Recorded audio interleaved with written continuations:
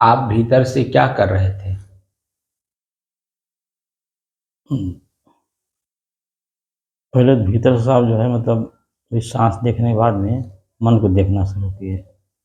लेकिन मन जब धीरे धीरे चला जाता था, फिर सांस को लगाते थे, फिर रुक जाता था, ऐसे ऐसे करते थे।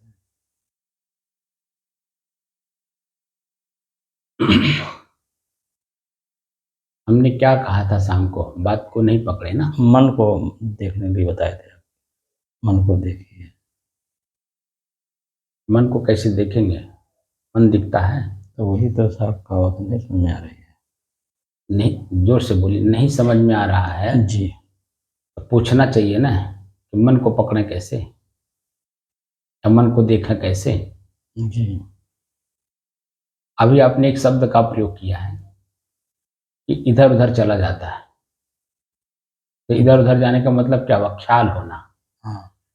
वही जो ख्याल हो रहा वही तो मन है। मैं बार बार बोला हूँ, जी। आँख से देखा हुआ, कान से सुना हुआ, जीभ से स्वाद लिया हुआ, बोला हुआ, ठीक है, जी।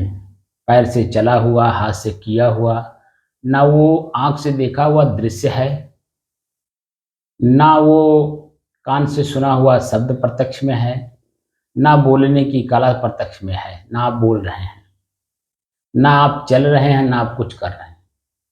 वो कुछ है वर्तमान जो जी। पूर्व में हो चुका है। जी नहीं है। तो उसका सिर्फ याद होना, ख्याल होना, वही तो मन है और क्या है।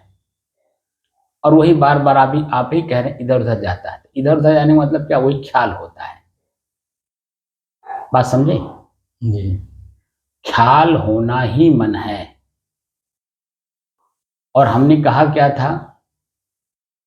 खेत की जुताई करनी है, गुड़ाई हो गई। जी। गुड़ाई में बड़ा परिश्रम करना पड़ा। जी। चिखुराई भी मैंने शाम को बता दिया कि साथ साथ हमने करा दिया था। जी। लास्ट में ये भी बता दिया ना जी। जी आपको बता दिया। कि चिखुराई भी साथ साथ हमने करा दिया। खाली गुड़ाई भर नहीं किया।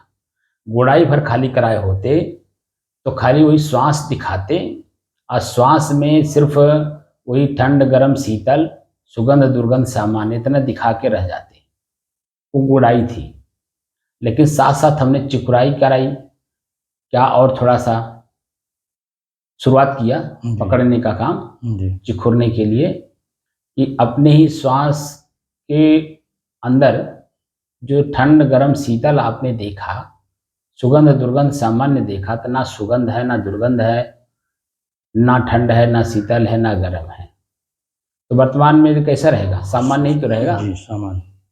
और उसी सामान्य में ही, सामान्य मन के अंदर में ही आपको और देखने के लिए मैंने कहा, नाक के निचले हिस्से पर, ओठ के ऊपरी हिस्से पर, यानी मोछ का जो एरिया है। जी। अब यहीं से निराई हमने शुरू कराई थी, चुखराई शुरू कराई थी। अच्छा। आपको क्या मिल रहा है? गीलापन मिल रहा है, सूखापन महसूस हो रहा है, उसी में खिंचाव हो रहा है, कड़कना मालूम हो रहा है, खुजली मालूम हो रही है, या क्या आपको महसूस हो रहा है? तो वो तत्काल में नहीं सब कुछ दिखाई देगा। वो समय समय से जब गर्मी ज़्यादा होगी तो पसीना दिखाई देगा, गर्मी नहीं रहेगी तो पसीना नहीं दिखाएगा, पंखा चलेगा तो पसीना होते हुए पसीना सूख जाएगा। तो पसीना जब सूखता है तो खेत जैसे चरकते हैं, नहीं फटते हैं, उसी तरह से हमारा पानी सूख जाने के कारण उस एरिया में वो फटते हैं। उसी को कड़कना हमने कहा। जब फटते हैं तभी तो वहाँ दर्द, कड़कना और दर्द दोनों होता है ना? यानी फटता है इस एरिया में पानी सूखने के कारण, तो वहाँ दर्द भी महसूस होता है। तो वो सब हमने आपको चिखराई कराई। जी। उसके बाद वहाँ से हटा करके फिर हमने आपके शरीर को दिखाया कि मस्तिष्क के ऊपरी हिस्से पर, आप सर के ऊपर तालू से लेकर के नीचे पैर के अंगुलियों के ऊपरी हिस्से तक आप देखिए, कहाँ आपको सुख मालूम हो रहा है, कहाँ आनंद मालूम हो रहा है, कहाँ पीड़ा मालूम हो रहा है। कहाँ दर्द मालूम हो रहा है, कहाँ तनाव मालूम हो रहा है, कहाँ दबाव मालूम हो रहा है, कहाँ खिंचाव मालूम हो रहा है, कहाँ भारीपन लग रहा है। ये सब क्या था? ये सब चिखुराई था।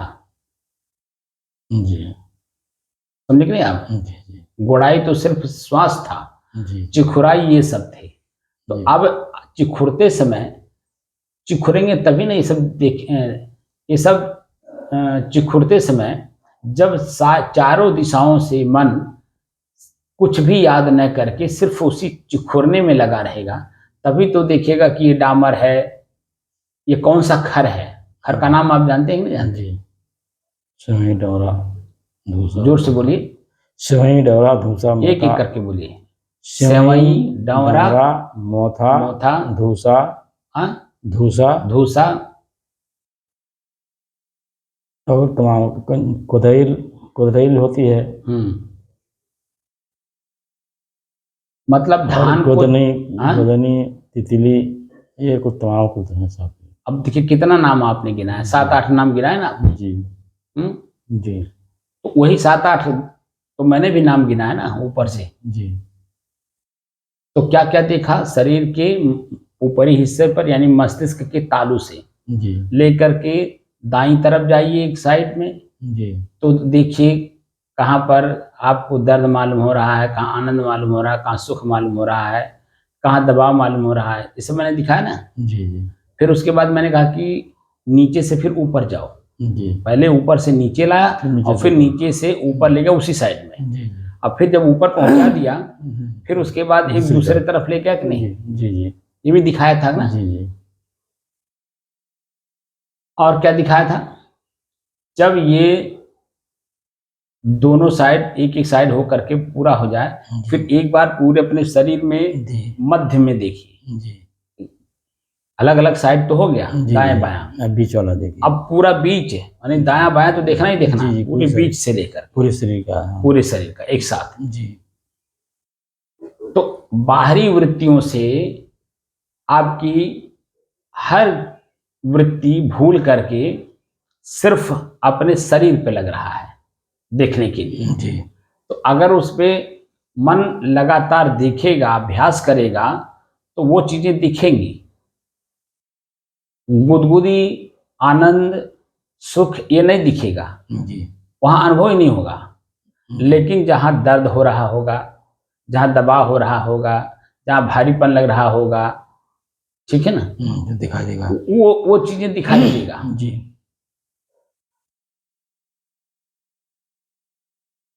फिर मैंने क्या दिखाया आपको कि शरीर के ऊपरी हिस्से पर आप देखिए, क्योंकि प्रचंड गर्मी थी। जी अब प्रचंड गर्मी अग्नि का था। अग्नि तत्व आपको ऊपरी हिस्से पर क्या क्या अनुभव करा रहा है? तो ताप, आंच, गर्मी, पसीना, जलना, झुलसना, ये सब चीजें दिखाया नहीं दिखाया? जी जी श्वास लेने में दिक्कत, दम घुटना, अकुलाना, मन अकुलाना, भागना। मन की बात अभी दिल धड़कना, जी और जो भीतर होता है वो सब हुआ।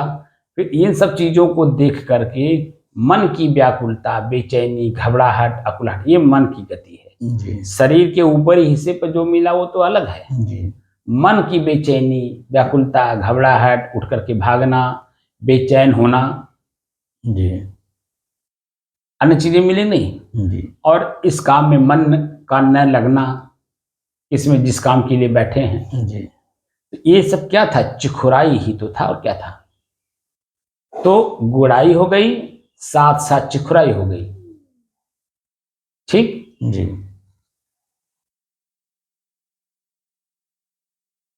अब दो काम करना है, ढेला फोड़ना है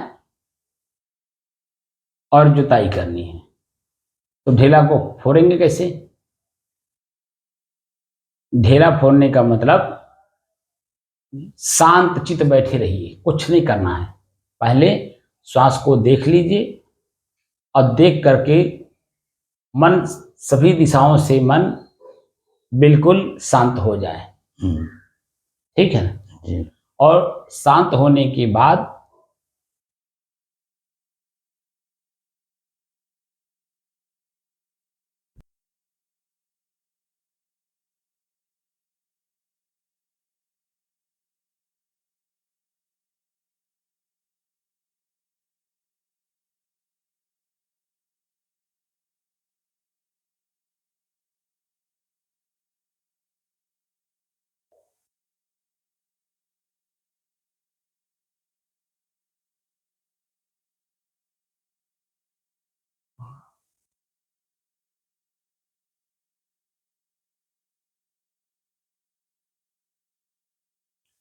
अपने ही चंचल मन को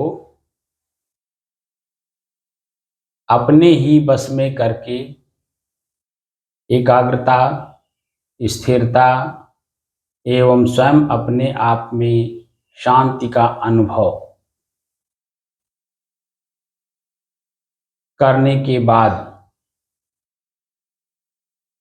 स्वयं मैं कौन हूँ को जानने की दृष्टि से साधना करते करते आज 1002 दिन हो गए। तारीख 5 अगस्त सन 2024, दिन सोमवार, प्रातःकाल का समय।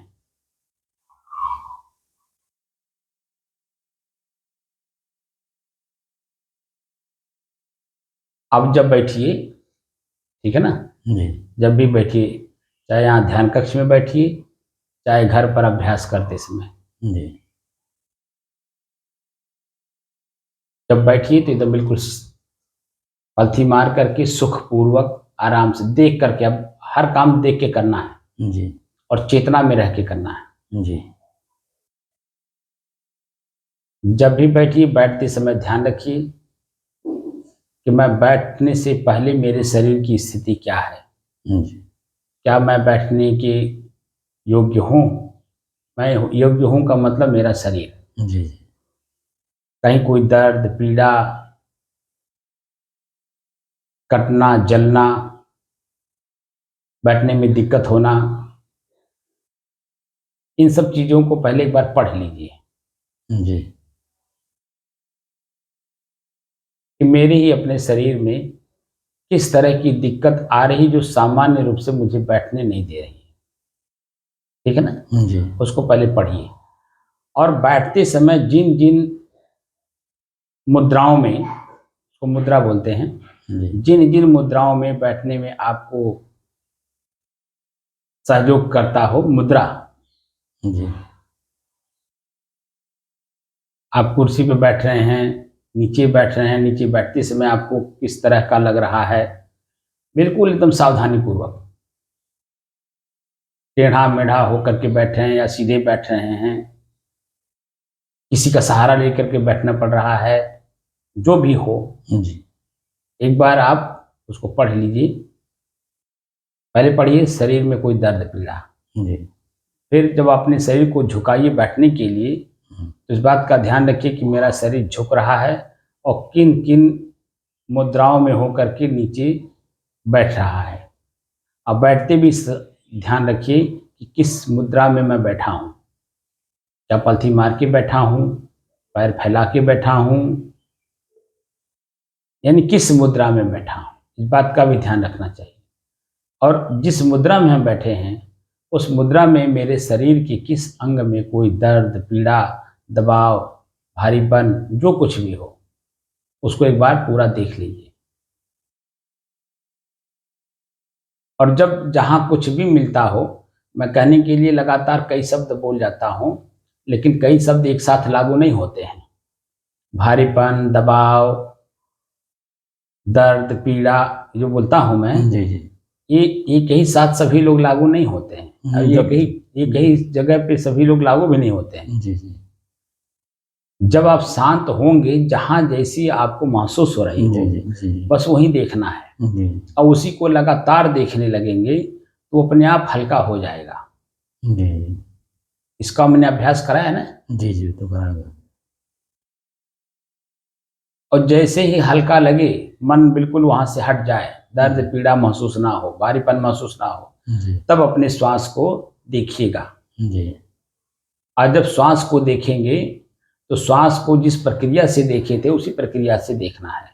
और जब प्रक्रिया को चालू करेंगे तो मन मस्तिष्क धीरे धीरे धीरे अपने आप में शांत हो जाएगा। किसी भी प्रकार का न शरीर में दर्द, न पीड़ा, न भारीपन, न ही ऊपरी हिस्से पर ताप, आंच, पसीना कुछ दिखाई नहीं देगा। जी तो क्या होगा, एक अवस्था ऐसी आएगी, देखेंगे लेकिन महसूस कुछ नहीं होगा।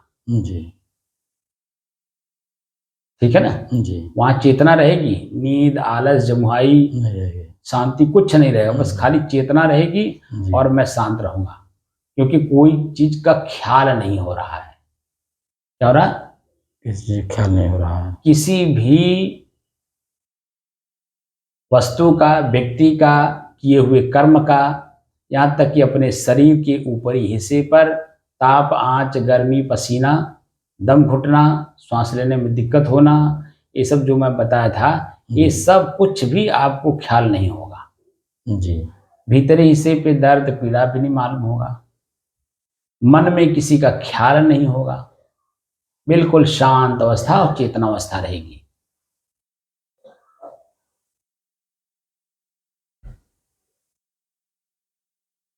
यही मुद्रा रहेगी जिस मुद्रा में मैं बैठा हूं। जी।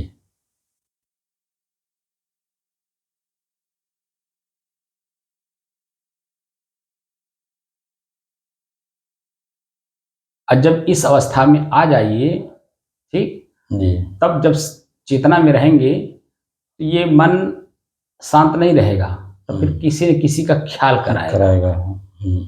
वो जो आप भागने की बात कर रहे थे, जी जी। तो ख्याल कराएगा। तो ख्याल किसका कराएगा? आंख ने बार बार जिसको देखा होगा, अभ्यास किया होगा, कान ने बार बार जिस चीज को सुन करके अभ्यास किया होगा। नहीं, उसका नहीं कराता साहब, जैसे कि धब्बा दिखा दिया, कहीं रंग दिखा दिया, ऐसा ऐसा हो जाता। हाँ, जो जैसे कुछ भी याद आए, जी। कहने का मतलब मन की गति पहले मोटी मोटी चीजों में जाती है, वही मैं बता रहा हूँ। जहाँ जहाँ आपका अभ्यास होगा, ये होगा, वो होगा, इस पे जाएगा। जी। अब यहाँ चेतना में है, इसलिए वो चीजें नहीं आने देगा। जी जी।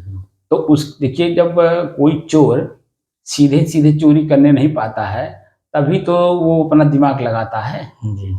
चोर सीधे से चोरी करने के लिए अगर उसको मौका मिल जाए और उसको कोई ना टोके, रोके, बोले, तो वो उसको सेन काटने की जरूरत, रात में आने की जरूरत, सबके सो जाने की जरूरत, क्यों ये सब करने की जरूरत? जी।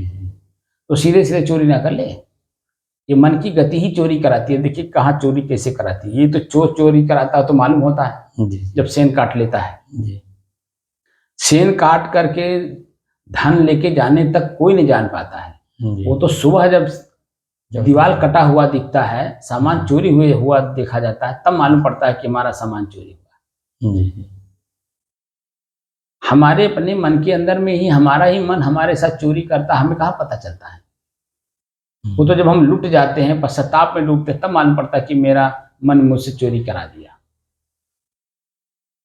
जो पश्चाताप हम लोग करते हैं वही है चोरी होने के बाद की स्थिति है। लेकिन जब आप चेतना में रहेंगे, शांत रहेंगे, सिर्फ दृष्टा भाव में रहेंगे, तो हल्कापन भी रहेगा, मन मस्तिष्क में कुछ ख्याल नहीं होगा। लेकिन उसी में बड़ी बारीकी के साथ कुछ न कुछ आपको दिखा देगा, जैसे ज्योति दिखा देगा, बिंदु दिखा देगा, अंधेरापन दिखा देगा, ठीक है ना, प्रकाश दिखा देगा। ये सब व्यवधान है। तो जैसे ही कुछ भी आपको दिखाई दे, ज्योति, बिंदु, अंधेरापन, कालापन, ठीक, वो दिखता है। तो आप चेतना में रहेंगे ना, वो जो आप कह रहे हैं काला धब्बा, वो सब वही। जैसे उसको देखिए, उसी को पकड़ लीजिए और पकड़ करके उसी को जोतिए। आप कभी जुताई किए हैं? जी। तो जुताई करते समय आप देखिए, आपका आंख, हाथ और पैर जी। किस दिशा में रहता है? सिर्फ एक दिशा में रहता है ना। जी। बैल आगे आगे चलते हैं, पीछे पीछे हल चलता है, उसके पीछे आप रहते हैं। जी। तो मन की आंख देखता है, किसको देखता है? बैल को देखता है, हराई को देखता है और हल को देखता है। जी। ठीक है। लेकिन मन के अंदर में क्या चलता है? कहीं किसी का ख्याल नहीं चलता है, वर्तमान की स्थिति चलती है। कहीं पैर कट ना जाए, इस पे ध्यान रहता है। बैल इधर उधर ना जाए, एकदम सीधी हराई पे चले, और अपने हल पर जो हाथ आप रखे रहते हैं, वो हल पर आपका मन मस्तिष्क रहता है। आंखें हल पर भी रहेगी, बैल पर भी रहेगा, हराई पर भी रहेगा, ठीक है। दाएं बाएं बिल्कुल नहीं जाएगा, खाली हल पर, बैल पर और हराई पर आंख रहेगा और मन सब पर रहेगा। भीतर से अनुभव होता है ना, जी तो ऐसे ही हमें हराई को जोतना है। तो हराई जोतते समय आप देखिए, आंख नीचे अगर रहता है तो जी छोटा से छोटा भी अगर खर, कंकड़, पत्थर कुछ भी मिलता है घास के रूप में, या कंकड़, पत्थर, ईंटा या कांटा, तो उसको देखिए, या तो हल को रोक करके आप उठाते हैं अगर ज़्यादा है तो, जी और अगर कम है तो चलते चलते अगर आप उठा सकते हैं तो हल चलते चलते उसको उठा लेते हैं।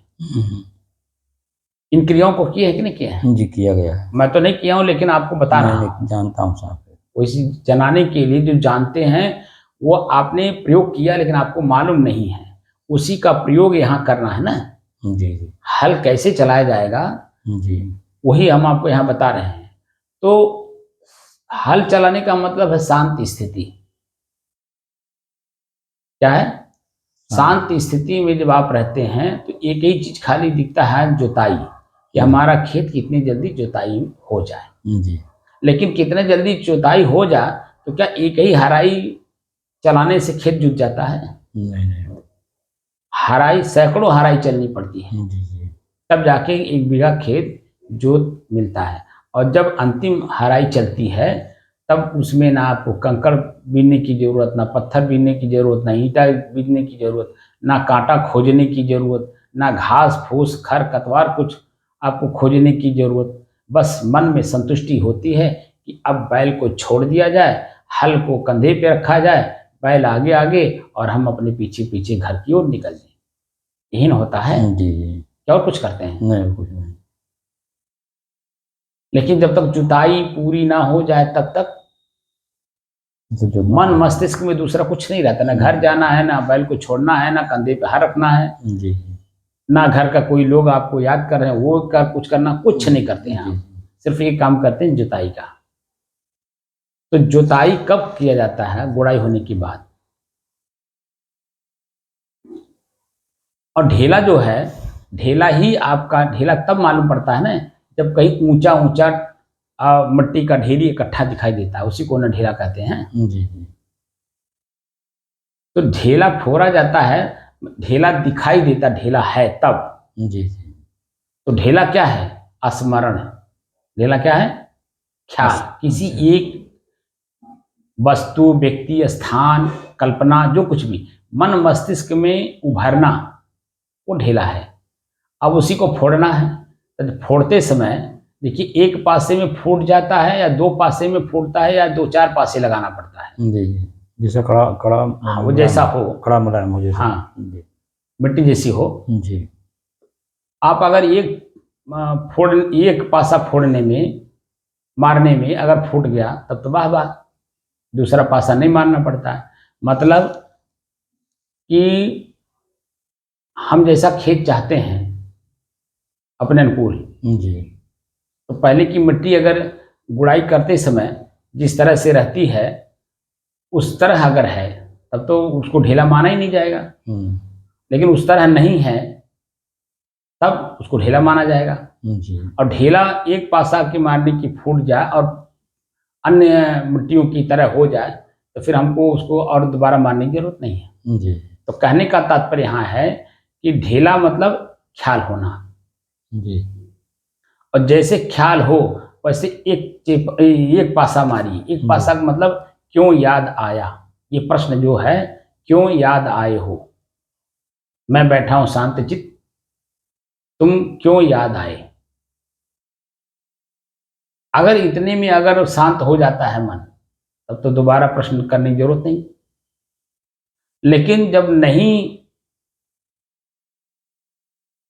स्मरण ख्याल शांत हुआ एक प्रश्न करने पे, तो फिर उसमें दोबारा करिए। आए हो तो क्या महत्वपूर्ण संदेश लेकर के आए हो। पहले क्या है?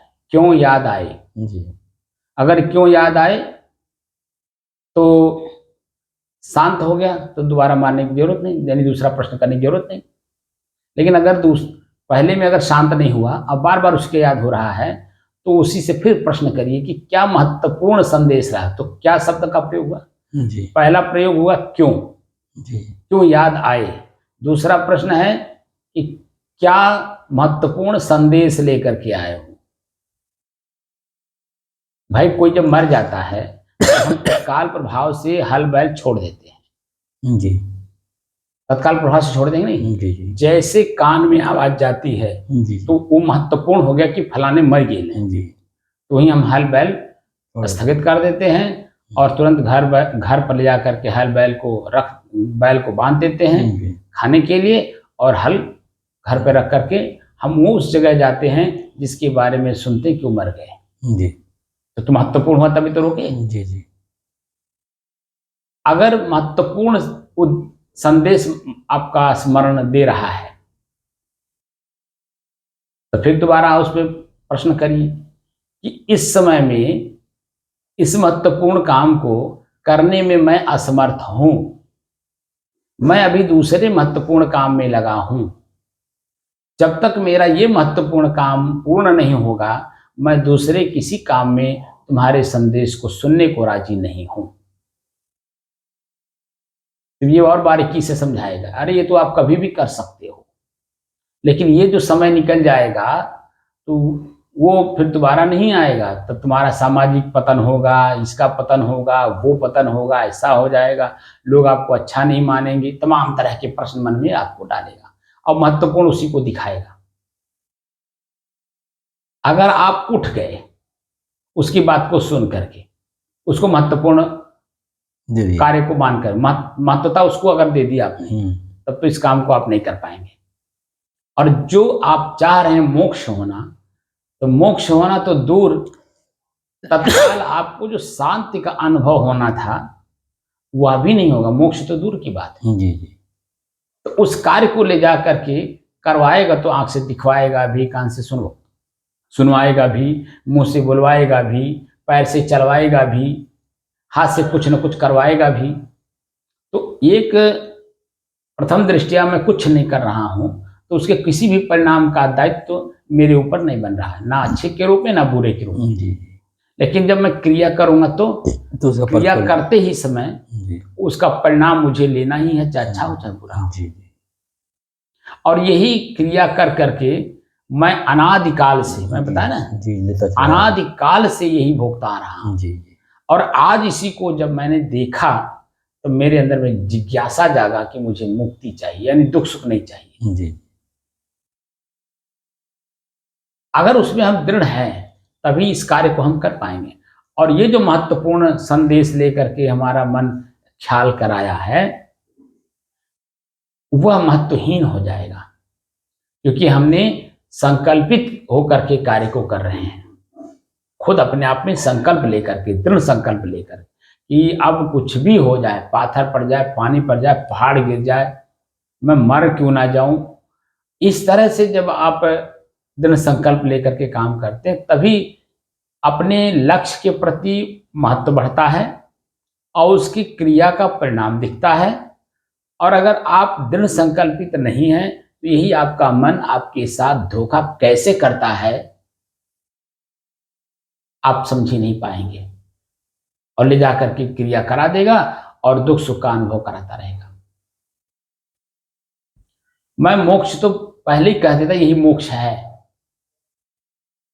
लेकिन बात एक बार के कहने से, कोई भी जब व्यवहारिक बात एक बार कहने से मन नहीं पकड़ पाता है तो बार बार उसे करवाना भी पड़ता है और बार बार बोलना भी पड़ता है, सुनाना भी पड़ता है। जी तब जाकर के घट्टा पड़ता है, मन के अंदर में घट्टा पड़ता है, यानी उसी को फिर देखने लगता है, सोचने लगता है, बोलने लगता है, एनालिसिस करने लगता है, ये क्यों बोले, किस लिए बोले, क्या इसका महत्व है, क्या इसका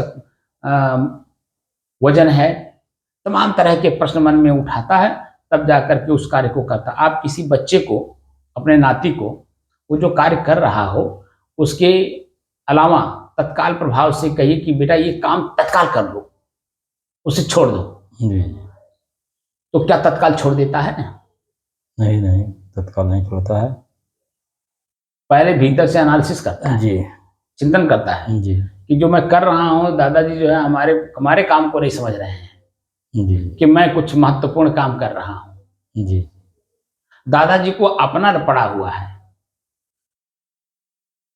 तो असल में सारा लाभ उसको लेना है आपसे, इसलिए अपने काम को थोड़ी छोड़ देर दो, के बाद छोड़। रोक देता है। जी कि नहीं, दादाजी की बात ही पहले मान लीजिए, फिर हम अपना काम कर लेंगे। जी तो जैसे दादाजी की बात माना, वैसे जब अपने काम को जब डिले किया तो उसका काम रुक गया कि नहीं। जी रुकिए। सेम ही हमारी स्थिति है कि मैं स्वयं अपने आप में स्थिर नहीं हूं, और मन हमको जो है हमारे ऊपर हावी होकर के हमको अपना काम करवा देता है, और हमारा अपना काम जो मैं करता हूं उसको नहीं, उसको उससे डिले करा देता है, यानी उसको रुकवा देता है। और जो कि मैं दृढ़ संकल्पित होकर के 2 घंटे के लिए बैठा हूं, क्या, लेकिन बैठते ही 5 मिनट भी नहीं बीतता है, भीतर से इतने ख्यालात आते हैं शुरुआती दौर में, ये कमुआ कैसे हो, ये कमुआ कैसे, बैठा शरीर यहाँ है, जी आंख बंद है, लगता है ध्यान कर रहे हैं, लेकिन भीतर से जो हमारा सूक्ष्म शरीर है वो कहीं बैठा रहता है। मन से मनन होगा, चित्त अनुसंधान करेगा, बुद्धि निश्चय करता रहेगा, और जैसे यहां से उठ करके जाएंगे वैसे उसी क्रिया में लीन हो जाएंगे। तो बैठे तो है क्रिया को रोकने, शांति तो तभी मिलती है ना, जी। बिना क्रिया को रोके। हाँ, शांति नहीं मिलेगी। आप बता दीजिए, आपको शांति का अनुभव नहीं होगा तो मोक्ष कैसे अनुभव होगा। जी और क्रिया जब रुकती है तभी अपने आप में तृप्ति होती है। जैसे मैंने कहा ना, जी गुड़ाई करते समय मन बड़ा भयभीत होता है, खेत में पहुंचते ही मन बहुत भयभीत होता है कि कैसे होगा, हाँ, इतना बड़ा कैसे होगा होता है। लेकिन जब मन शुरू कर मार करके शुरू कर दिए, जी तो शुरू कर दिए, जब शुरू हो गया तो अंत भी होगा ना उसका। जी जी। लेकिन जब तक हम क्रिया में रहते हैं तब तक पसीना, दर्द, दबाव, तनाव, खिंचाव सब कुछ हमको दिखाई देता है। कभी कभी पैर कट भी जाता है जी जी तो उसका एक अलग से जन्म हम दर्द पीड़ा ले लेते हैं। जी जी लेते हैं नहीं लेते हैं, जी जी लेकिन न कटे, असावधान है जी तो भी जन्म कितना परेशानी झेलनी पड़ती है। जी। लेकिन जब वही पूरा खेत गुड़ाई हो गया मन माफिक, तब क्योंकि अब दोबारा नहीं गोड़ना है, जी तो कितना बढ़िया मस्तिष्क रिलैक्स होता है जी और अपने आप में हल्कापन महसूस करता है। जी शांति तो उसको कहते हैं जैसे थकान हो गई, काम कर रहे हैं, अभी खेत गुड़ाई पूरी नहीं हुई है, तो 4 कदम हम जो गुड़ाई करते हैं तो शरीर थक जाने के बाद हल्का सा जब बैठते हैं उसको शांति बोलते हैं। सुस्ताना, सुस्ताना जिसको बोलते हैं ना, वो शांति है, जी। एक पड़ाव है वो। जी जी लेकिन जब क्रिया पूरी हो गई, मन तृप्त हो गया, अब कोड़ना नहीं है, जी उसको बोलते हैं अस्थाई शांति, अस्थाई सुख। जी उसी को बोलते हैं स्थिरता। और कार्य के प्रति जब नहीं है तो उसी को अंत में कह देंगे कि मोक्ष हो गया, मैंने अब दोबारा नहीं करना है। जी तो जब दोबारा नहीं करना है तो उसके प्रति ना हमें सोचने की जरूरत अच्छाई के रूप में, जी। ना सोचने की जरूरत बुराई के रूप में, जी जी क्योंकि वो काम पूरा हो गया। जी। लेकिन अगला काम बाकी है कि नहीं, जी तो इस काम से मन बिल्कुल हट गया है। हट जाएगा, जी। क्योंकि अब उस कार्य को नहीं करना, बार बार उस पर मन नहीं जाएगा। जी। लेकिन जब दूसरा काम है उस पर आपका मन जाएगा कि ये काम अभी नहीं हुआ, जी यानी चिखुराई नहीं हुई। जी तो मन का ढेला का मतलब हुआ ख्याल होना, और ख्याल जैसे होता है वही मन है, और उसी में आपको उसका महत्व दिखाएगा। ठीक है ना। जी अगर उस महत्व को आपने महत्व दे दिया और यहाँ से उठ गए, तो जो आपने दृढ़ संकल्प करके बैठे थे 2 घंटा बैठना है, एक तो यही संकल्प टूट जाएगा, और जो आप अपने आप को जानने के लिए बैठे हैं, मैं कौन हूँ, ठीक है ना, जी वो बहुत दूर हो जाएगा। और जब जब भी आप बैठेंगे तब तब आपको आपका मन महत्वपूर्ण काम याद करा करके आपको काम करा देगा, इस काम को छुड़वा देगा। अरे ये तो कभी भी हो सकता है, रतियों कह दिया, रतियम का करबा, दूसरा कोनो काम बा, खाली सुतही बा, तरह तरह के प्रश्न। जी जी ये समझाता है, हमारा ही मन हमको समझाता है। कई बार मैं बता चुका हूं ना कि हमारा मन हमारा नौकर है, जी नौकर मालिक को समझाता है। अब बताइए, जी मन मेरा है और मुझे समझा रहा है, और मैं इसको अपने पास रखा हूं काम करने के लिए। जी यानी कर्मचारी है मेरा, और मेरा ही कर्मचारी मुझे समझा रहा है कि काम कैसे करना है, मेरे अनुसार कार्य नहीं करेगा, जी क्योंकि वो मेरे ऊपर हावी हो चुका है ना। जी। जैसे कोई कर्मचारी किसी के यहाँ ज्यादा दिन जब रह जाता है हाँ तो हावी हो जाता है, तो वो मालिक के ऊपर हावी नहीं हो जाता है। तो कल काटा को जान जाता है, हावी बस हो वही जाता बात है, जी जब सब कुछ जान जाता है तो इसीलिए हावी। मालिक को समझाने लगता है। जी लेकिन मालिक अगर जरा से अपनी कमजोरी दिखाया, उसकी बात को माना, तो कहाँ नुकसान हो जाएगा उसको पता नहीं चलेगा। जी और जब नुकसान हो जाएगा तब मालूम, माथा पीटेगा, अरे बाप रे बाप, मैं उसकी बात को मान लिया और हमारा नुकसान हो गया। मैं अपने अनुसार अगर किया होता तो नुकसान न होता। ये अपने मन के अंदर में मालिक उभरता है ना उसके मस्तिष्क में। जी जी ऐसे ही हमारे अपने ही अंदर में पश्चाताप जो होता है वो यही है कि मैं मन के हाथ बिक करके काम कर लेता हूँ, और वही में अपने आप पे पश्चाताप होता है कि मैं इसकी बात क्यों मान लिया। तो वही फिर मना हमें को समझाता है, तुम्हें तो अपने अकल रहल, तू कहे ना अपन प्रयोग कर डाला, हमारे कहले काहे तू कह डाला। पश्चाताप इसी का होता है, और इसी तरह से अंदर अंदर बोलता भी है। तो ख्याल जैसे हो उसी को पकड़ लीजिए। अब पकड़ करके क्यों याद आए, क्या महत्वपूर्ण संदेश लाए हो, क्या वो इस वक्त करने लायक है या नहीं, तो कहेगा बिल्कुल करने लायक है। इससे महत्वपूर्ण काम ये जो बैठ के कर रहे हो ये नहीं है, तो फिर आप कहेंगे नहीं ये महत्वपूर्ण है, अभी 2 घंटे मैं उठ नहीं सकता, नियम है यहाँ का 2 घंटे बैठना है तो बैठना है। जब से भी आप बैठिए तब से 2 घंटे लगातार बैठिए।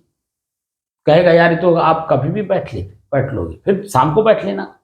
लेकिन वो फलाने मर गए हैं, वहाँ आप नहीं जाओगे तो लोग आपको क्या कहेंगे। अब इस तरह से पूरा आपको इतना बारीकी से समझाएगा और आप उसी की बात मान लेंगे और उठ करके चल देंगे। तो एक चेतना में रह के करना है सब, और उठना नहीं है। तो जब ये अपना काम नहीं करा पाएगा तो अंतिमवा में अपने आप को मनहूस समझेगा। क्या समझेगा? मनहूस। नहीं कहते बड़ा मन काहे हो, काहे हाँ, बड़ा तो मनहूस बटा। कि उनका काम पूरा नहीं हो तो मनहूस है। हाँ, तो वो अपना जब काम नहीं करा पाएगा तो मनहूस हो जाएगा, मन गिरा लेगा, ये होगा वो होगा। लेकिन आप चेतना में रहिए कि मन मेरा है, न कि मैं मन हूं। मन मेरा नौकर है, मैं जो कहूं वो करे, वो मुझे समझाए ना। इस तरह से दृढ़ संकल्प लीजिए और शांत, जैसे ही प्रश्न वो आप करेगा और आप प्रश्न के उत्तर तत्काल देते जाएंगे। बस एक ही शब्द देना है कि इस वक्त जो कार्य मैं कर रहा हूं, इस कार्य के अलावा मैं दूसरा काम वर्तमान में नहीं कर सकता हूं। इस काम को करने के बाद जब शेष समय मुझे मिलेगा तब मैं उस काम को करूंगा, अन्यथा समाज हमको कुछ भी कहे क्या फर्क पड़ता है। अभी तकले तो मैंने समाज के बारे में बहुत कुछ सोचा, अब बहुत कुछ किया, सब काम कर डाला हूं, लेकिन मेरे बारे में किसी ने कुछ सोचा? मैं दुखी क्यों हूं, मैं पीड़ित क्यों हूं, मैं चिंतित क्यों हूं? किसी ने मेरे बारे में मुझसे पूछा? जब इस तरह से इसको समझाने की कोशिश करेंगे ना दृढ़ता के साथ, तो अपने आप शांत हो जाएगा। तो आपकी चेतना भी बनी रहेगी और मन का जो वो ख्याल हुआ ना, वो ख्याल भी समाप्त हो जाएगा। फिर आपकी चेतना शांत हो जाएगी। एक चेतना तो रहेगी, मन शांत हो जाएगा, कुछ ख्याल नहीं रहेगा जी। और चेतना में ही रहना जी। फिर 1-2 मिनट तक शांत रहेगा, फिर कोई महत्वपूर्ण बात है आपको ला करके याद करा देगा। अभी तत्काल है ना जी, अभी शुरुआत हो रहा है जुताई वाला जी।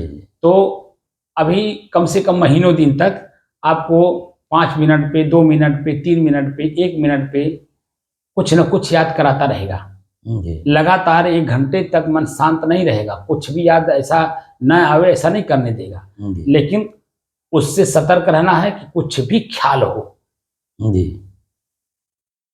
शांत में रहना है, चेतना में रह करके शांत मन को करना है। मन शांत रहेगा, हल्कापन महसूस होगा। लेकिन जैसे ही मन कुछ याद किया, भारीपन अपने आप लग जाएगा, क्योंकि वो जो याद हो रहा है वही महत्वपूर्ण दिखाएगा।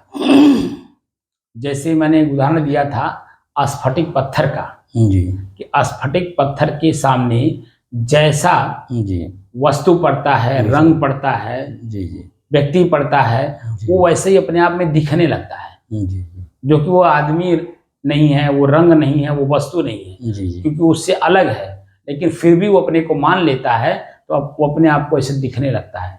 ये मैंने आपको उदाहरण दिया था ना, आपने देखा नहीं होगा भी उस चीज को, लेकिन इस बात का जिक्र हमारे संतों ने किया है, तो मैं भी इस चीज को देखा हूं जी।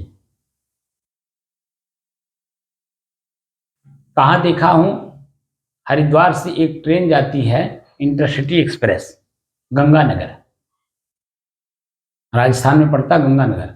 वहाँ एक आश्रम है, बहुत बड़ा आश्रम है, और उस आश्रम में वृद्धाश्रम, गौशाला, माने बालाश्रम, विद्यालय सब कुछ है, बहुत बड़े परिसर में है जी। और उसी में मंदिर है, उसी मंदिर में जो वो शिवलिंग के रूप में है, मूर्ति के रूप में, वो स्फटिक पत्थर ही है।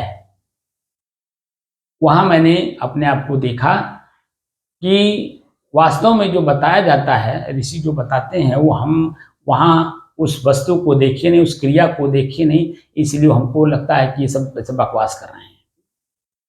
लेकिन जब उस वस्तु को देखा जाता है, उस क्रिया के परिणाम को देखा जाता है, तब मालूम पड़ता है वो सही थे, मैं गलत हूं, क्योंकि मैं देखा नहीं था जी। ठीक है ना जी। और जब देख लिया जाता है तो मन संतुष्ट हो जाता है जी। और उसको उसकी चर्चा बार बार की जाती है जी। तो मैं वहां देखा हूं, इसलिए मैं इस बात का यहाँ जिक्र कर रहा हूं जी। मैं स्वयं अपने आप में शुद्ध स्फटिक पत्थर की तरह हूं। अब मेरे सामने जो ख्याल आते हैं, ठीक है, उसी ख्याल को मैं मान लेता हूं, यही महत्वपूर्ण है। मैं महत्वपूर्ण नहीं हूं, ये ख्याल महत्वपूर्ण है।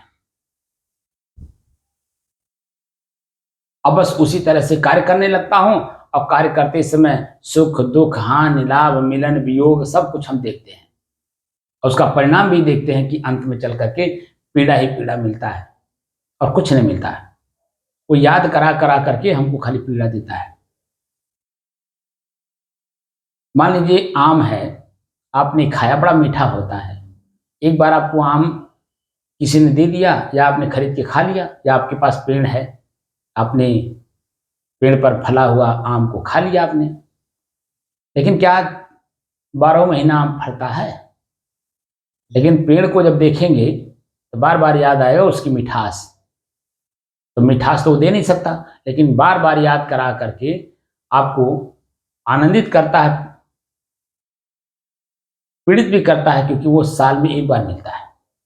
पहले याद करा करके आनंद दिलाएगा, लेकिन फिर कहेगा यार साल में एक बार मिलता है, वो पीड़ा के रूप में है। अब ये नहीं समझ में आता है कि मैं ये वस्तु हूं, ये स्वाद मैं हूं, या स्वाद मेरा है, मेरे से अलग है।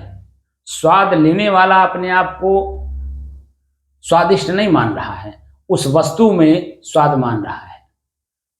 तो वस्तु में स्वाद तो अपने आप में कहीं दिखाई देता है, वो तो आपकी जीभ पे जब पड़ता है, जब खुद अनुभव करते हो तब। जैसे मरे हुए आदमी को आप कुछ भी खिलाइए, वो बोलता है कुछ नहीं, क्योंकि अनुभव करता, जीभ का प्रयोग करता जो है वो नहीं है उसमें। उसी को हमारे ऋषि ने कहा कि एक मुर्दे के ऊपर रिसर्च करो और अपने को साथ साथ उसमें दिखाओ। मेरा आँख खुला है, क्यों खुला है? मैं हूं तब खुला है। इसमें क्या, इसका आँख क्यों नहीं खुला? क्योंकि इसका प्रयोग करने वाला इसमें नहीं है। इसीलिए ऋषि कहते हैं कि शरीर में रहते रहते स्वयं को जानो। भजन का मतलब क्या होता है? भजन शब्द कह लेने से लोग समझते हैं कि गाओ बजाओ, आंख बंद करो, साधना करो, उसी को भजन कहते हैं। उसको जानने की कोशिश नहीं करते कि भजन शब्द अपने आप में क्या कह रहा है। जब आप व्याकरण पढ़ते हैं तब आपको मालूम पड़ता है, जैसे कोई आभूषण हम अपने शरीर पे पहनते हैं, कोई आभूषण चांदी का हो, सोना का हो, तांबा का हो, पीतल का हो, लोहा का हो, जो भी हो, अपने शरीर पे जो हम धारण करते हैं, तो वो धारण करता महत्वपूर्ण है या वो धारण करने वाला वस्तु महत्वपूर्ण है? क्यों? हाँ नहीं, तो मैं ये कह रहा था कि जो धातु है, बिना धातु के कोई आभूषण बनता है? नहीं बनेगा। बोलिए। नहीं बनेगा। ऐसे ही कोई भी शब्द बिना धातु के बनता नहीं व्याकरण में। तो भजन जो शब्द है वो भज सेवायाम धातु से भजन शब्द बना है। तो भज जो धातु है, उस भज धातु का मतलब होता खंड खंड करना, टुकड़ा टुकड़ा करना, विभाग करना। बात समझे? जी अब इन्हीं तीनों शब्दों में से एक शब्द आप ले लीजिए, खंड खंड करना। जी तो जो मैं बता रहा हूं ये भजन, यही असली भजन है जी कि जब आप शांत चित हो जाइए, चेतना में रह करके बिल्कुल शांत बैठे रहिए, और जैसे कोई ख्याल हुआ, अब इसी को खंड खंड करना है।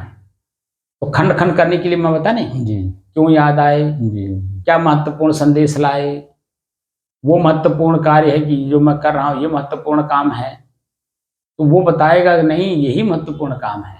तो उसी में खंड खंड करते करते एक ऐसा लास्ट में आता है कि वो वस्तु खंड हो ही नहीं सकता। जी तो जब खंड नहीं होगा तो अपने आप मन शांत हो जाएगा कि नहीं? तो मैं अपने आप में शेष बच जाऊंगा नहीं। जी अंत में जो टुकड़ा नहीं हो सकता वही मैं हूं, जी और जब तक टुकड़ा होता है वो मन है। जी अब मन शांत हो गया, मैं अपने आप में शेष बच गया, तो एक बस एक परमाणु बचा कि नहीं बचा? जी एक परमाणु हो जाएगा। अब परमाणु जो अपने आप में होता है, अणु, जी वह देखिए कोई क्रिया नहीं करता है। जी कहीं कोई क्रिया होती है? कुछ नहीं। क्रिया तो तब होती है जब अन्य अणु उसमें मिलते हैं तब। जी जी माटी में पानी, जी जी पानी में आग, जी आग में हवा, जी जी ठीक है? क्रिया तो होगी। जब आपस में पांचों मिलेंगे तब क्रिया होगी, लेकिन अपने आप में अणु जो है वो कहीं कुछ हो नहीं सकता, क्योंकि वो अपने अकेलेपन में है। जी जी और वही अकेलापन ही मैं हूं, और उसी में आप में रहना है।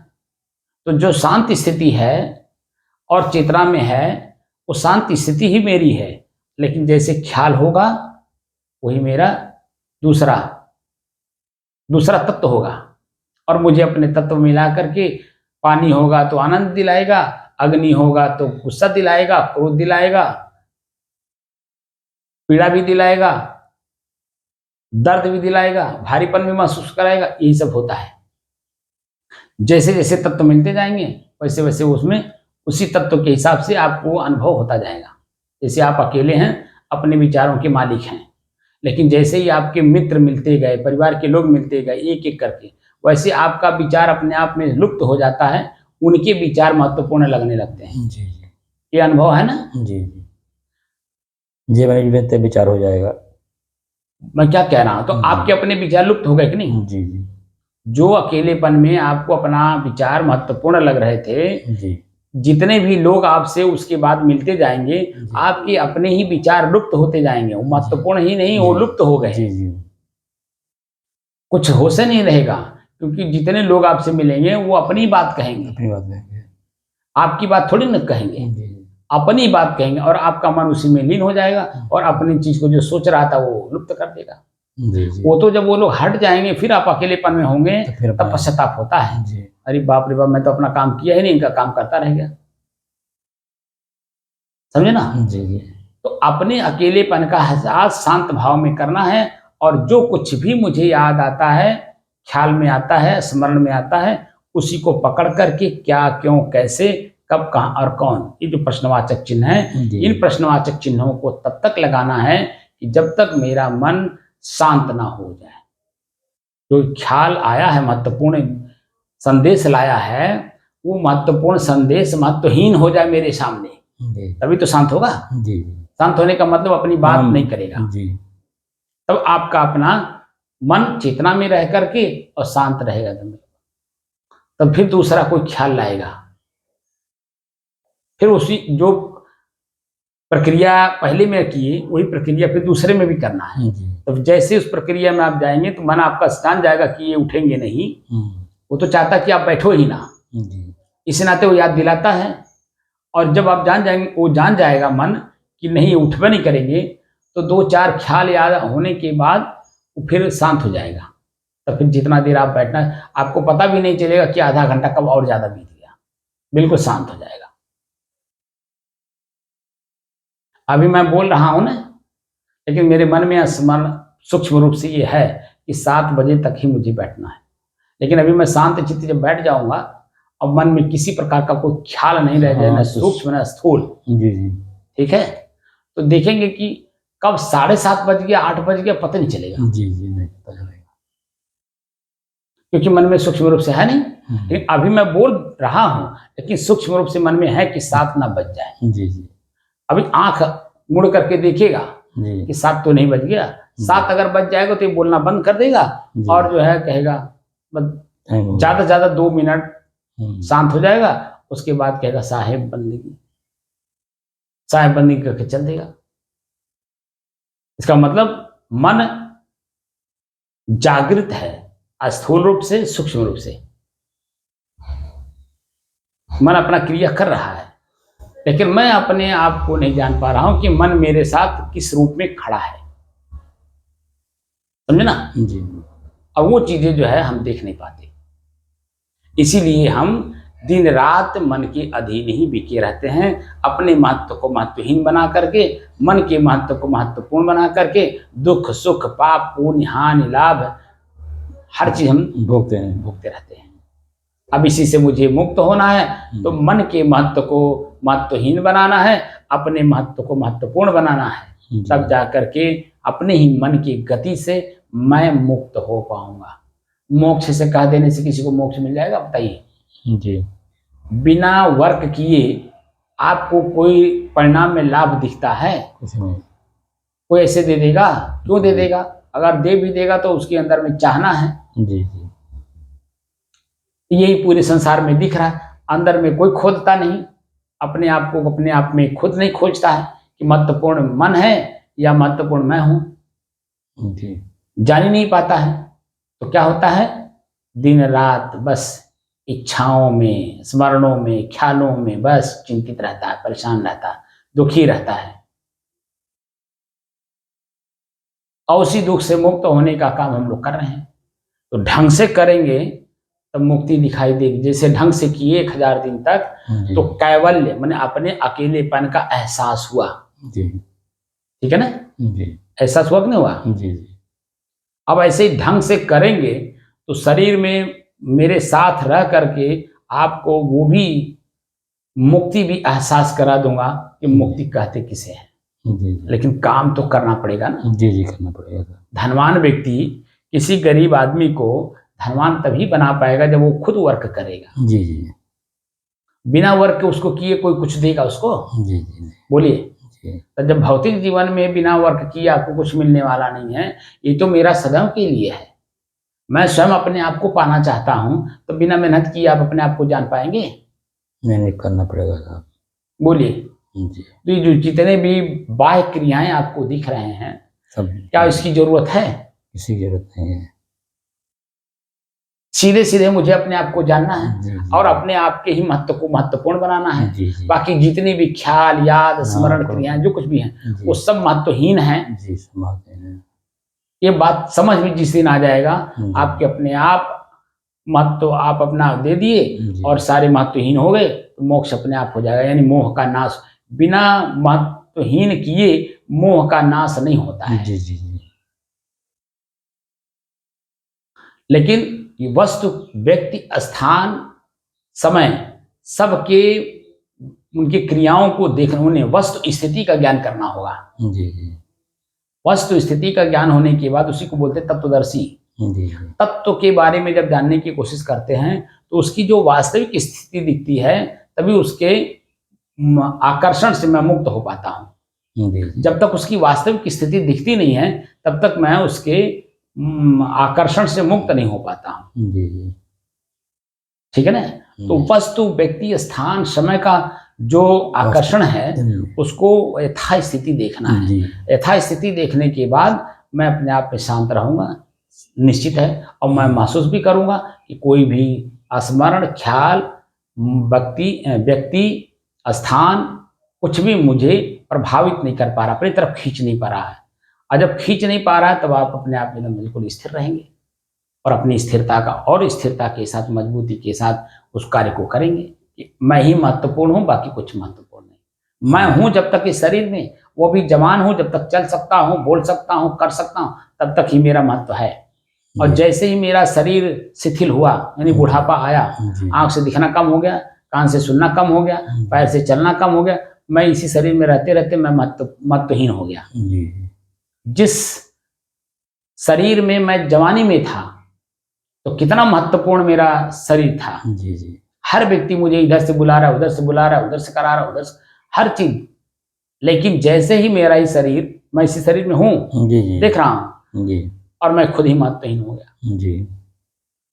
अब कोई मुझे बुलाने वाला नहीं, कोई मेरे साथ कुछ बैठने वाला नहीं, यहाँ तक कि कोई मेरे साथ बैठ करके चाय पीने वाला नहीं। मैं अपने आप को अकेलापन महसूस कर रहा हूँ।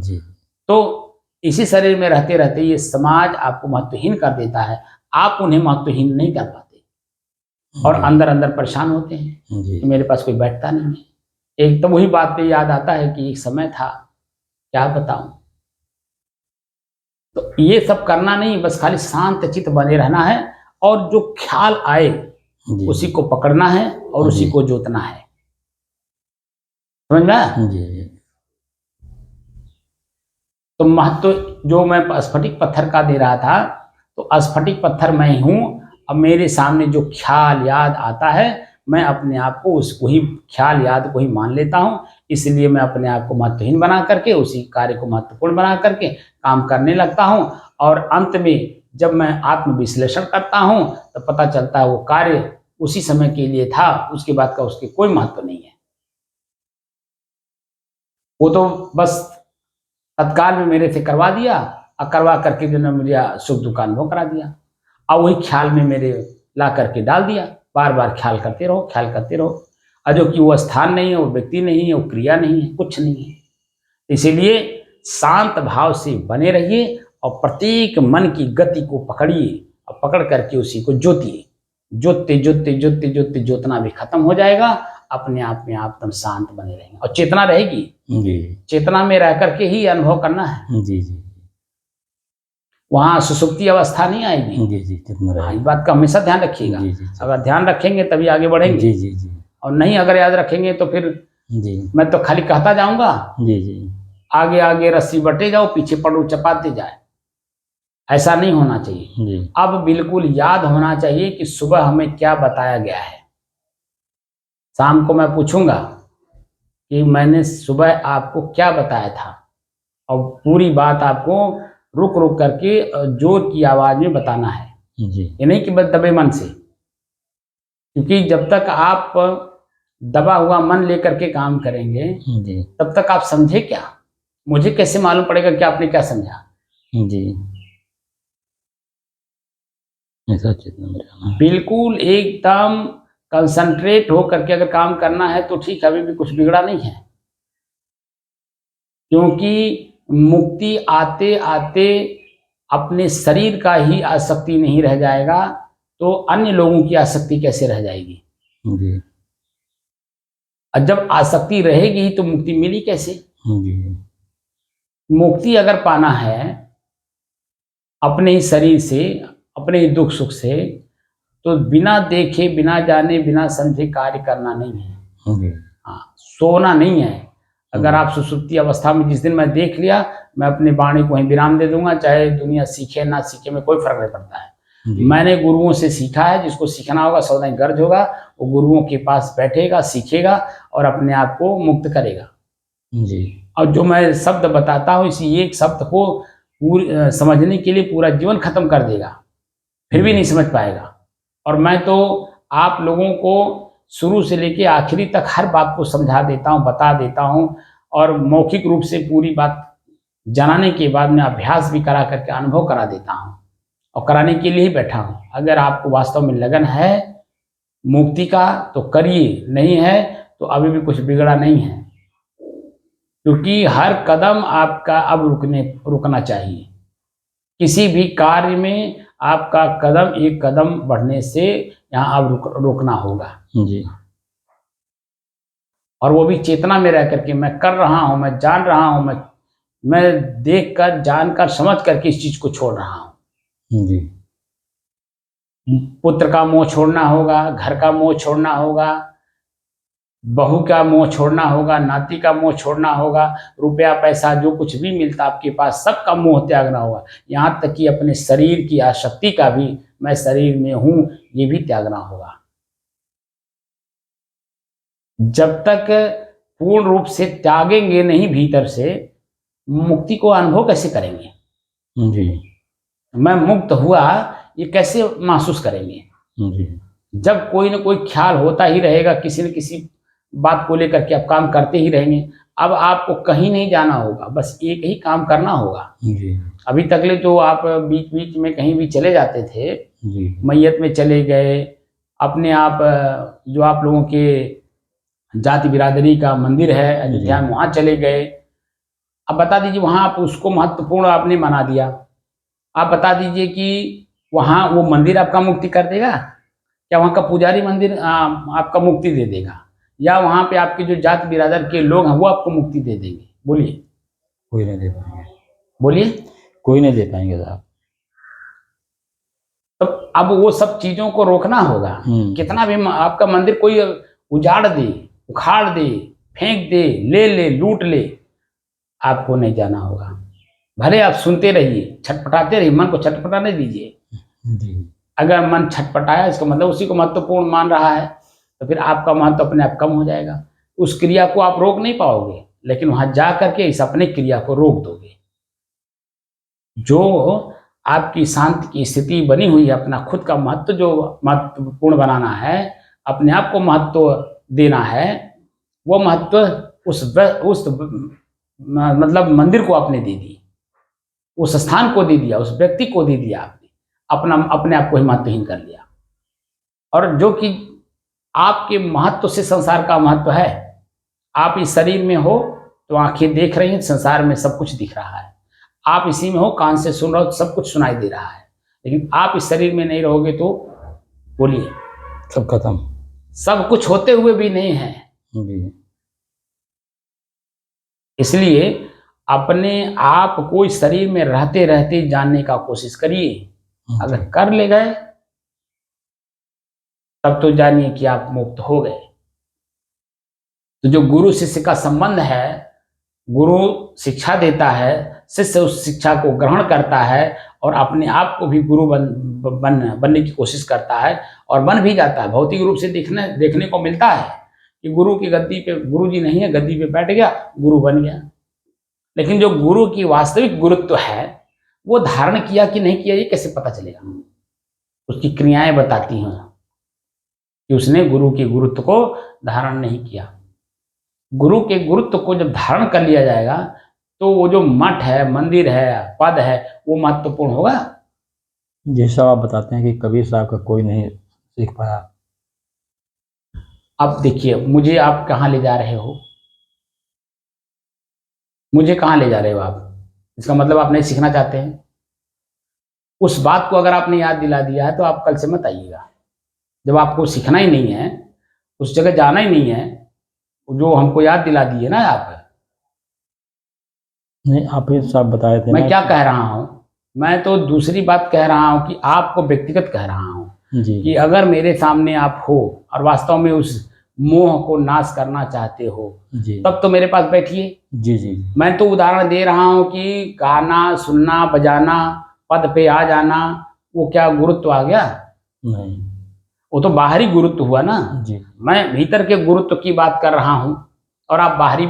इसीलिए मैं आपको कहता हूँ कि आप बहुत आगे आगे चलते हो और आगे आगे चलने से जो मैं समझाने की कोशिश करता हूँ वो बातें मैं आपके मन मस्तिष्क में नहीं डाल पाता हूँ,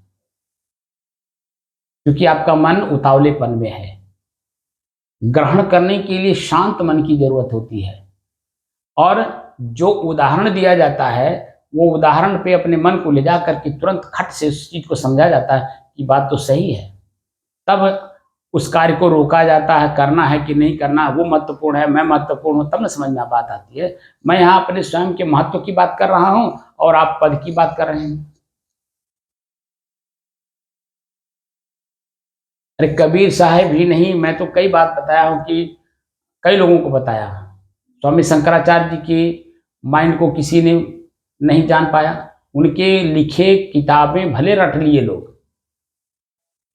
ठीक है ना, उनके बताए हुए शब्दों पर स्वयं आचरण के रूप में तो कर लिए, खाली व्यवहारिक आचरण, लेकिन आचरण स्वयं अपने आप में स्थिरता का उन्होंने जो दिया कि स्वस्वरूपानुसंधानम भक्ति विधीयते। अंतिम भक्ति क्या है? स्वयं का अनुसंधान करना। प्रथम भक्ति उन्होंने लिखा है पूज्येषु अनुरागो भक्ति ही, अपने पूज्य के प्रति जहां से हमें कुछ लाभ मिलता हो उसके प्रति अनुराग का होना भक्ति है। और अनुराग होता है पूर्ण विश्वास, कोई मन में शंका नहीं होती है, उसको प्रथम भक्ति कहते हैं। और अंतिम भक्ति है स्वस्वरूपानुसंधान, स्वयं का अनुसंधान। मैं स्वयं कौन, मैं स्वयं कौन हूं, इसका अनुसंधान करना ही अंतिम भक्ति है।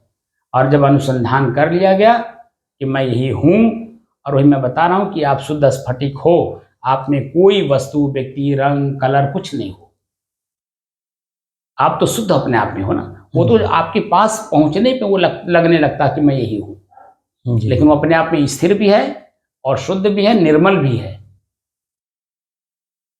वो इसी तरह से आप स्थिर भी हो, शुद्ध भी हो, स्वच्छ भी हो, निर्मल भी हो। लेकिन जो ख्याल होता है ना, आपके पास आ जाता है ख्याल, आंख ने देखिया ख्याल हो गया, कान ने सुन लिया ख्याल हो गया, जीभ ने स्वाद ले लिया ख्याल हो गया।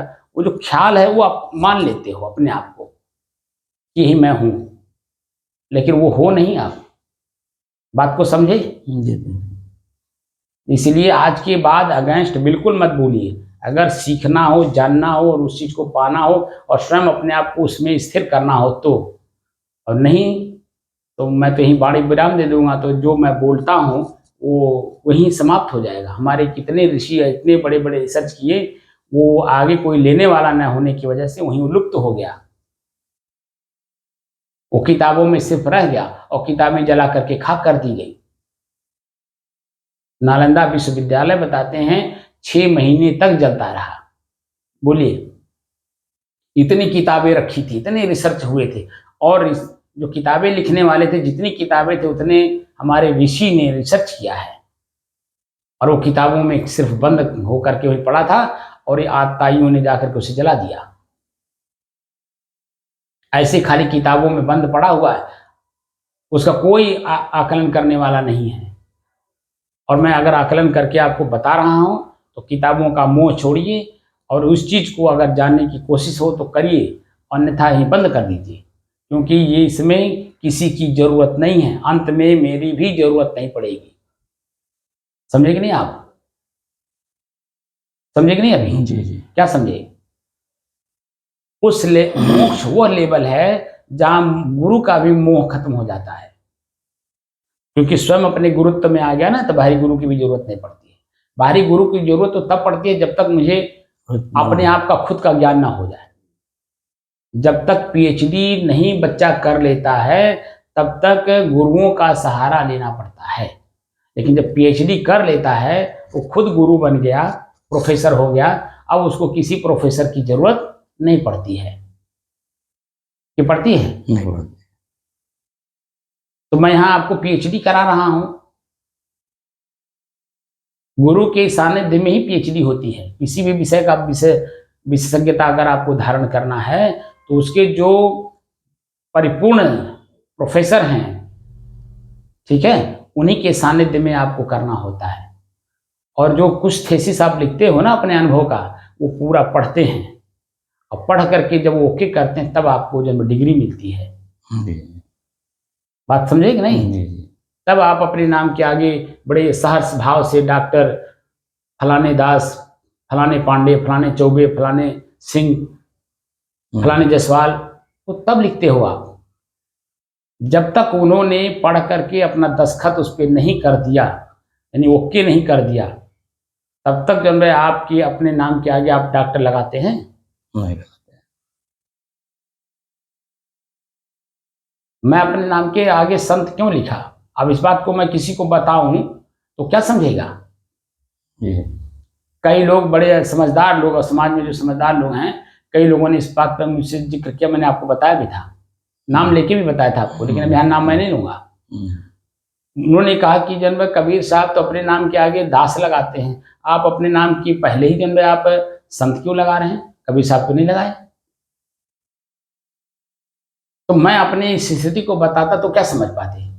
या आपको भी मैं इतना जनाने की कोशिश कर रहा हूँ तो क्या आप मुझे समझ पा रहे हो? आप खुद बता दो। आज 1002 दिन से लगातार दोनों समय मैं बोलता हूँ।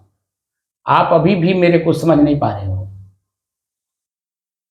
तो बताइए अचानक कोई हमको 2 मिनट में कैसे समझ जाएगा? तो मैंने अपने आप को हल्का करके मैंने कहा कि मैं इसलिए अपने नाम के आगे संत लगाता हूँ क्योंकि मैं संत बनने आया हूँ और संत की परिभाषा जब मैंने जाना उसी लेवल पे अपने आप को ले जाके खड़ा करने की कोशिश कर रहा हूँ। इसलिए बार-बार स्मरण रहे कि मुझे संत बनना है, मुझे संत बनना है। इसलिए मैं अपने नाम के आगे संत लगाकर लिखता हूँ।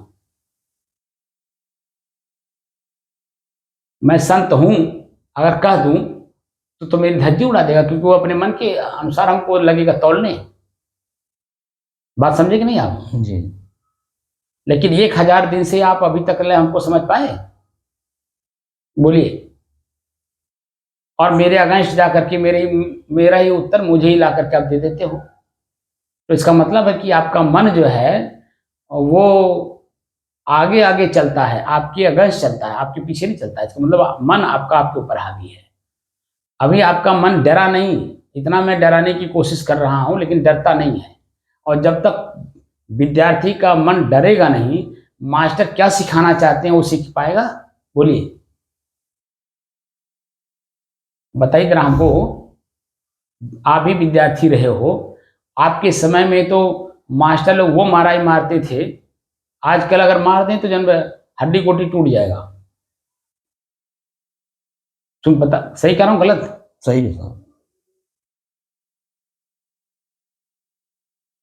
इसलिए थोड़ा-सा डर करके काम करिए और समझने का प्रयास करिए कि आप और अपने को तौलिए कि मैं इनसे क्या चाहने आया हूँ, क्या लेने आया हूँ? तो मोक्ष लेने आए हो ना? तो मैं मोक्ष तो दे रहा हूँ लेकिन आपका मोक्ष मन कहाँ पकड़ रहा है? बोलिए।